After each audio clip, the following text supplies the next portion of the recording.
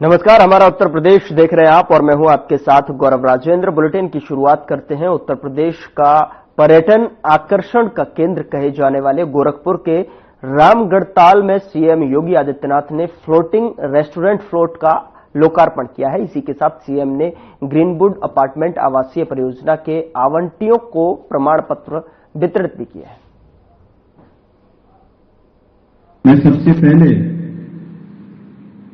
इन दो अभिनव योजना के लिए आप सबको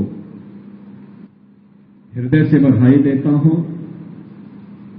और ग्रीनवुड अपार्टमेंट में जिन लोगों के लिए आवास बनने जा रहे हैं उनको आज आवंटन पत्र प्राप्त हुआ है, इसकी भी मैं उनको हृदय से बधाई देते हुए उनका अभिनंदन करता हूं।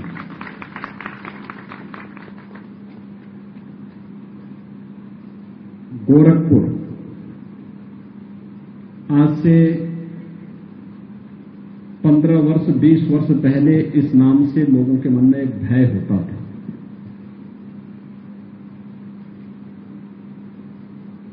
सात वर्ष पहले तक भी विकास से कोसों दूर गोरखपुर था और जिस स्थान पर आप बैठे हुए हैं यहां पर आना तो लोगों के लिए अपने आप में एक सपना था। अकेले कोई नहीं आ सकता था। रामगढ़ताल गोरखपुर की गंदगी का, गोरखपुर के अपराध का एक गढ़ बन चुका था। ये सारी चीजें उस समय गोरखपुर के अंदर थी। फर्टिलाइजर कारखाना बंद हो चुका था। बीआरडी मेडिकल कॉलेज स्वयं बीमार था। दिन भर जाम में लोगों को फंसना पड़ता था। सर्किट हाउस में अगर कोई अतिथि आ गया, कोई मंत्री आ गया तो उनकी सुरक्षा के लिए भी यहां अलग से फोर्स लगानी पड़ती थी। लेकिन आज गोरखपुर की सड़कें 4 लेन और 6 लेन की हो चुकी हैं। आज गोरखपुर का एयरपोर्ट सबसे व्यस्त एयरपोर्ट में से एक है।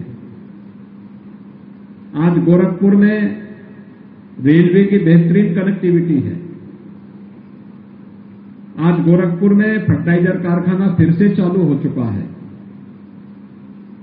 गोरखपुर में बीआरडी मेडिकल कॉलेज आज स्वास्थ्य के एक बेहतरीन केंद्र के रूप में आगे बढ़ा है और एम्स भी आज गोरखपुर में संचालित होकर के अपनी स्वास्थ्य सेवाओं को यहां के नागरिकों को उपलब्ध करवा रहा है।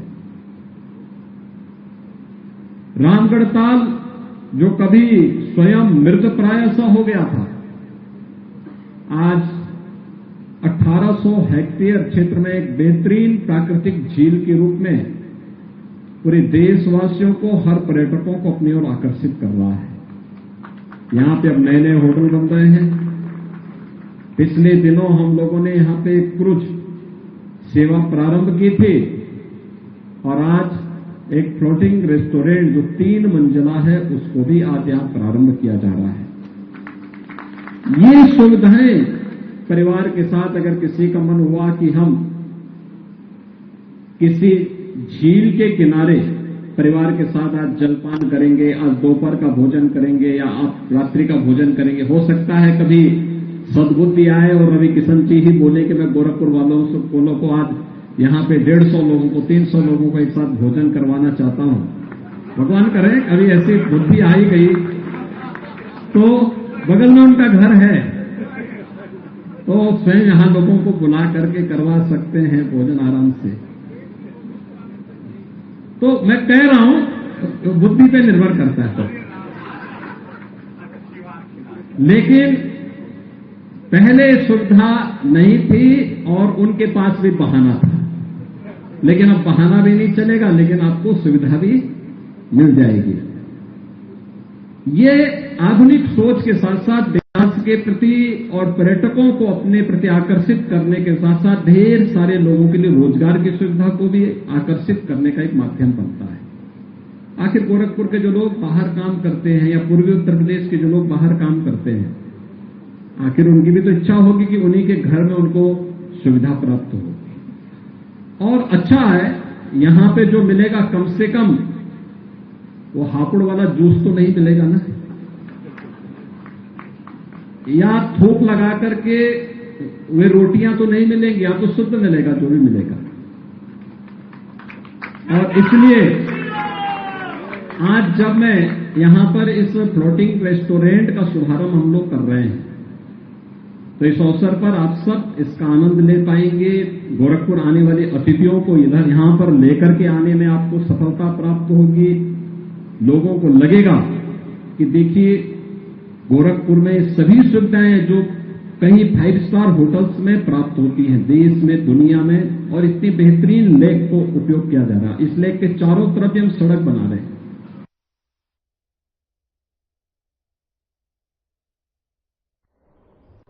उधर अयोध्या के मिल्कीपुर में सीएम योगी आदित्यनाथ ने 1000 करोड़ से ज्यादा की 83 विकास परियोजनाओं का लोकार्पण और शिलान्यास किया। इस दौरान संबोधित करते हुए सीएम योगी आदित्यनाथ जमकर समाजवादी पार्टी पर बरसते हुए दिखाई दिए। सीएम ने कहा कि डबल इंजन की सरकार ने सपा के भूमाफिया और गुंडों के कब्जे से 64,000 हेक्टेयर लैंड को मुक्त कराया है। सीएम योगी ने आगे कहा कि जब गुर्गों से आप जमीन का कब्जा मुक्त करवाएंगे तो सरगना के जो है परेशानी होती है। राम भक्तों के खून से जिनके हाथ सने हुए हों, वो जब अयोध्या की चर्चा करते हैं तो बड़ा आश्चर्य होता है, लोग हंसते हैं।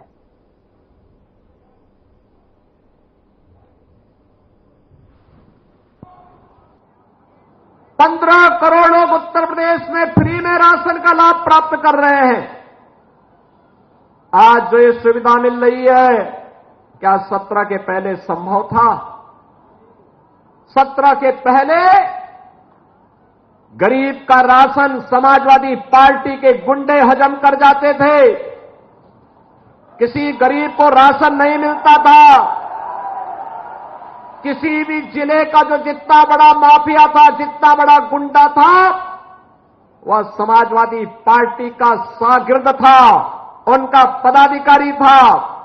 वहां पर संगठित अपराध में लिप्त माफिया भी थे, भू माफिया भी थे, पशु माफिया भी थे, वन माफिया भी थे, खनन माफिया भी थे।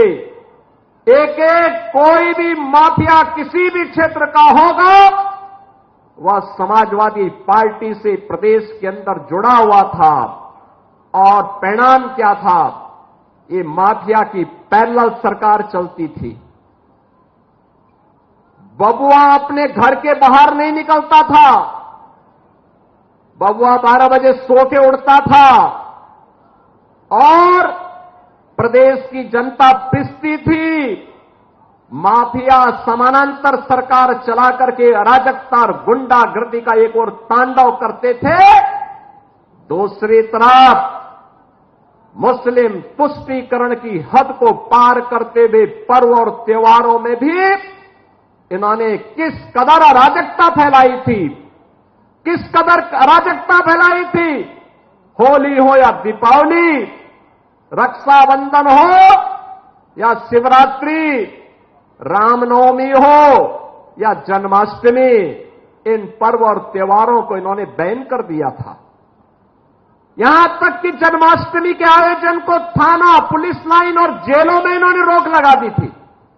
कहा जन्माष्टमी में भजन मत गाओ, थानों में नहीं होने चाहिए। आयोजनों को इन्होंने रोकने का काम किया था, क्योंकि हरे रामा हरे कृष्णा की धुन कुछ लोगों को पसंद नहीं थी, इसलिए समाजवादी पार्टी इसको बैन करती थी। कांवड़ यात्रा पे रोक लगाते थे। और किस कदर की अराजकता थी। दुर्गा पूजा में अयोध्या का दंगा किसने नहीं देखा? देवकाली मंदिर में कैसे मूर्ति चोरी हो गई थी समाजवादी पार्टी की सरकार में। मुझे गोरखपुर से आना पड़ा था, मैं सांसद था, मुझे आंदोलन करने के लिए यहां अयोध्या आना पड़ा था। बहन और भाइयों, एक तरफ ये अराजकता, ये गुंडागर्दी चरम पर, समाजवादी पार्टी की सरकार के समय गरीबों का राशन लूटते थे, गौ हत्या करवाते थे, गौ तस्करी ये लोग कराते थे, वनों के अवैध कटान कराते थे, जमीनों पर कब्जा करवाते थे। अराजकता चरम पर इनके समय में थी और आज भी समाजवादी पार्टी के नेताओं को वही दौरे याद आते हैं, कैसे जमीन पे कब्जा करते थे। आज जमीनों पे कब्जे हट चुके हैं। हमारी सरकार ने, डबल इंजन की सरकार ने 2017 में बनने के बाद एंटी भूमाफिया टास्क फोर्स बनाया। समाजवादी पार्टी के भूमाफिया और गुंडा ने जो जमीनें कब्जा की थी, 64,000 हेक्टेयर लैंड को इनके कब्जे से मुक्त कराया। तो जब गुर्गों से आप जमीन कब्जा मुक्त कराएंगे तो सरगना को तो परेशानी होगी ही होगी। और सरगना आज इसीलिए बार बार 1700 करोड़ रुपए अकेले अयोध्या में जमीन का यहां पे मुआवजा बांटा गया। 1700 करोड़ रुपए केवल यहां के किसानों को मुआवजा बांटा गया है। अयोध्या के अंदर हमारी सरकार ने बांटा है। आज अयोध्या दुनिया की सुंदरतम नगरी बन रही है। तो अयोध्या के दीपोत्सव से जिनको परेशानी होती थी उनको तो अब परेशानी होगी कि अयोध्या कैसे सुंदर हो गई है, क्योंकि इनको तो वो विवादित ढांचा प्यारा था जिसको राम भक्तों ने नेस्तनाबूद करने का काम कर दिया था। ये राम भक्तों पर गोली चलाते थे। उधर बीजेपी के सदस्यता अभियान में उत्तर प्रदेश में अमरोहा जिला टॉप पर है। पार्टी की ओर से बुधवार को यूपी बीजेपी के अधिकृत हैंडल से एक्स पर सदस्यता में प्रदेश के टॉप 10 जिलों की सूची जारी की गई है। खास बात यह है कि कुशीनगर को छोड़कर इस लिस्ट में शामिल बाकी 9 जिले पश्चिमी और मध्य उत्तर प्रदेश के हैं। लखनऊ महानगर इस फेहरिस्त में तीसरे स्थान पर है, तो वहीं क्षेत्रवार देखें तो कानपुर क्षेत्र अभी भी सबसे पीछे है। बीजेपी की तरफ से पोस्ट की गई सूची के अनुसार अमरोहा हरदोई जिले में नंबर 1 की रेस के नजदीक मुकाबला है।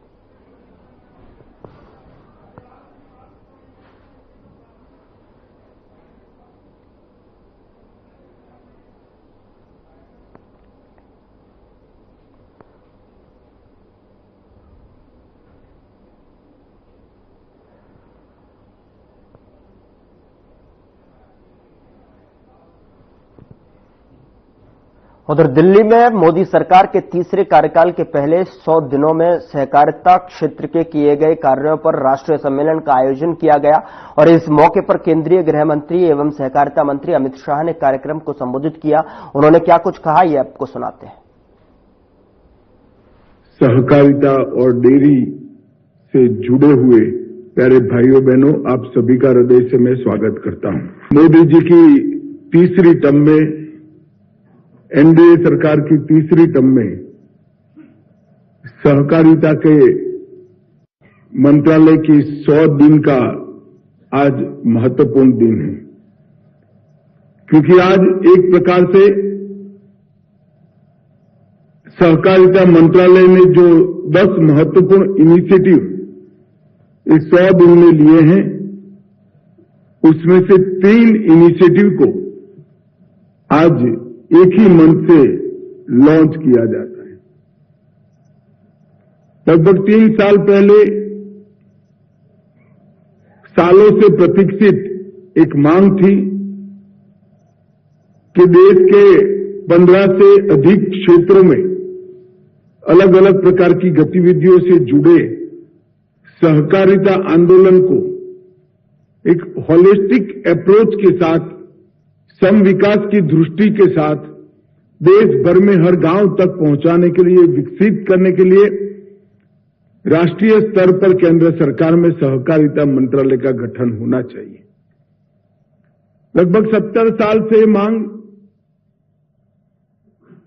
सत्ता के गलियारों में इधर उधर घूमती रही। अंततोगत्वा नरेंद्र मोदी जी ने सहकारिता मंत्रालय की स्वतंत्र स्थापना का निर्णय किया। ये हम सब के लिए बहुत सौभाग्यशाली है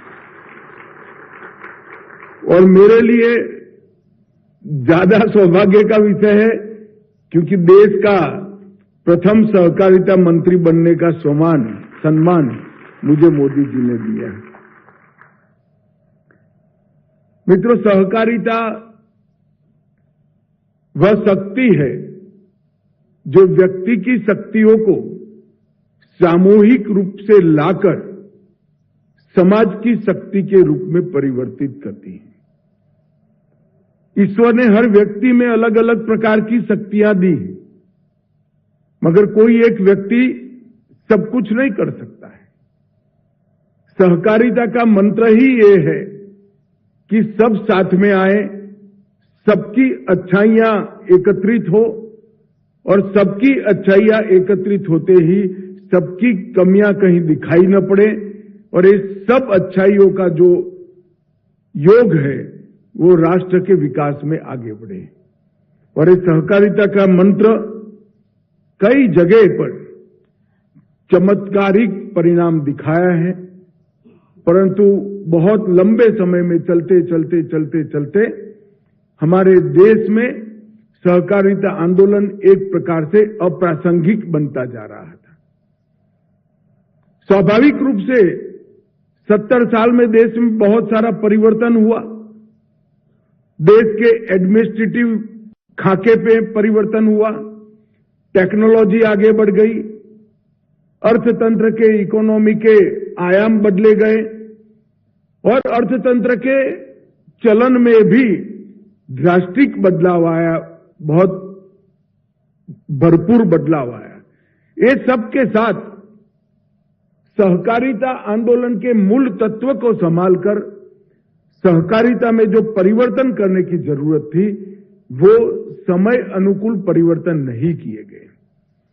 इसके कारण कुछ राज्यों में सहकारिता एकदम से सफल हुई, कुछ राज्यों में सरकार की दया पर निर्भर हो गई और कुछ राज्यों से लुप्त ही हो गई। जब सहकारिता मंत्रालय का गठन किया गया तब उसका उद्देश्य था कि समग्र देश के हर जिले, हर गांव के अंदर सहकारिता फिर से पुनर्जीवित हो, सहकारिता के कानून, सहकारिता की कार्यप्रणालियां और सहकारिता की संस्कृति तीनों को समय अनुकूल बनाकर नए सांचे में ढाला जाए और इसके उपयोग से 140 करोड़ की आबादी वाले देश के अंदर रोजगारी का एक ऐसी नई शुरुआत की जाए कि जिसके आधार पर न केवल देश संपन्न बने, हरेक व्यक्ति स्वाभिमान के साथ अपना जीवन यापन कर पाए।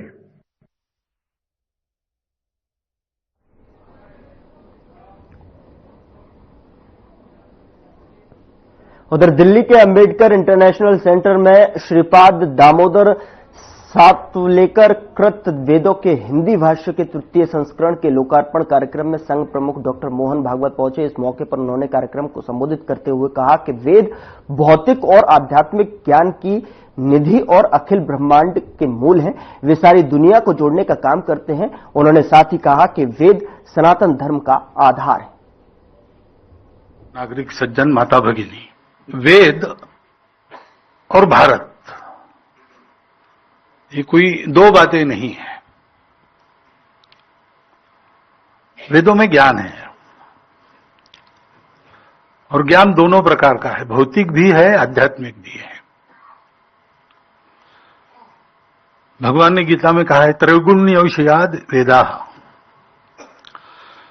प्रकृति त्रिगुणात्मक प्रकृति है जिसके अंदर सारी सृष्टि है, उसका ज्ञान भी वेदों में है। लेकिन आगे कहा है निस्त्रैगुण्यो भवार्जुना। तो वेदों में जो त्रिगुणात्मक ज्ञान है उसके परे जाकर वेदों में उसके परे का भी ज्ञान है। अविद्या भी है, विद्या भी है, उसको प्राप्त करो, ऐसा गीता में कहा गया है। तो ये वेदों का, वेद अपना ज्ञान निधि है और ये वेद हम जानते हैं कि ये लिखे नहीं गए, ये सोचे नहीं गए, ये देखे गए मंत्र दृष्टा थे ऋषि, उन्होंने ये सब देखा। तो प्रश्न मन में आता है कि ये ऐसे मंत्र पुस्तकों के पन्ने आते हैं क्या सामने? ऐसा उसका अर्थ नहीं है। सारी दुनिया ये तो मानती है, सारी दुनिया की सब धार्मिक परंपराएं और विज्ञान भी मानता है कि सृष्टि का पहला रूप ध्वनि था। तो बाइबल में भी कहा है कि पहले वर्ड ही था, वर्ड ही भगवान था। तो पहली हलचल जो हुई, निष्पन्द ब्रह्म व्यक्त ब्रह्म हुआ, व्यक्त ब्रह्म में आया, तो उसकी हलचल हुई और हलचल से ध्वनि उत्पन्न होती है। तो सारी दुनिया ये ध्वनियों की बनी है, जिसको अपने आप परंपरा में शब्द है स्वर, स्वरविद ऋषि ऐसा कहते हैं। इस स्वरों को वो देखते हैं ना, आंखों से देखना अलग बात है। वो एक भावातीत स्थिति में इन सब का अनुभव होता है। अब आज मनुष्य कलयुग की स्थिति में ज्ञान प्राप्त करता है तो उधर पीएम मोदी की अमेरिका यात्रा को लेकर विदेश सचिव ने विशेष ब्रीफिंग की है। पीएम मोदी और डोनाल्ड ट्रंप की मुलाकात की संभावनाओं पर विदेश सचिव ने बताया है कि पीएम की बहुत सी बैठकें तय करने की कोशिशें की जा रही हैं। बता दें कि विदेश सचिव ने और क्या कुछ कहा, आपको सुनाते हैं।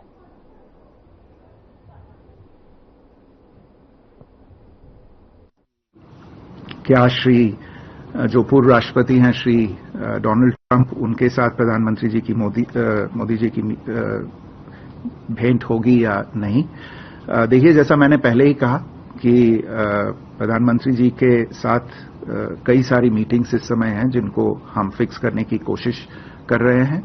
जितना समय उपलब्ध है हमारे पास मीटिंग्स के लिए, तो अभी मैं किसी स्पेसिफिक मीटिंग के बारे में आपको नहीं बता पाऊंगा कि मीटिंग्स फिक्स हुई हैं या नहीं। हम सभी दृष्टिकोणों से देख रहे हैं कि कितना समय हमारे पास है और किस किस से मीटिंग हो सकती है। तो जैसे भी जो भी लीडर्स के साथ मीटिंग फिक्स होती है तो उसके बारे में मैं we unveiled on the sidelines and this one I can speak about a little bit is the cancer moonshot event. And through this milestone initiative, the Quad aims to implement innovative strategies to prevent, detect, treat and alleviate the impact of cancer on patients and their families. And to begin with, we intend to collaborate in reducing the burden of cervical cancer in the Indo-Pacific region. We are looking at a Quad joint statement, a Quad fact sheet, and the Cancer Moonshot event will have a separate fact sheet of its own. As you probably would have gathered by now, this is also going to be a kind of a farewell event insofar as the Quad is concerned for President Biden and Prime Minister Kishida of Japan, and therefore the Quad event provides the Prime Minister with an opportunity to thank both leaders for their leadership in giving momentum and salience to the Quad partnership. Very quickly, as I said, on the bilateral part, there will be an opportunity to have a substantive engagement between Prime Minister and President Biden, where they will have the opportunity to review the comprehensive global strategic partnership between India and the United States, which today covers almost every aspect of human endeavor through the 50+ engagements and bilateral dialogue mechanisms that we have between the two sides. Again, it also gives the Prime Minister the opportunity to thank President Biden for his pioneering role in strengthening the India-US relationship and for the several new initiatives such as the initiative on critical and emerging technologies, which was taken during during the time that President Biden has been at the helm in the United States. At the bilateral meeting, I just want to preview this a little bit for you. There will be an opportunity for both sides to exchange a few agreements Two that I would highlight are the Indo-Pacific Economic Framework related agreements and an India-US drug framework related MOU. There will be a bilateral fact sheet also that will be released on this occasion, which will give you more details. We also expect to have bilateral meetings with the leaders of Japan and Australia. Bulletin में मेरे साथ इतना ही, पर अब वक्त हो चला है डॉक्टर राकेश गुप्ता के साथ हमारे खास कार्यक्रम प्लस माइनस का।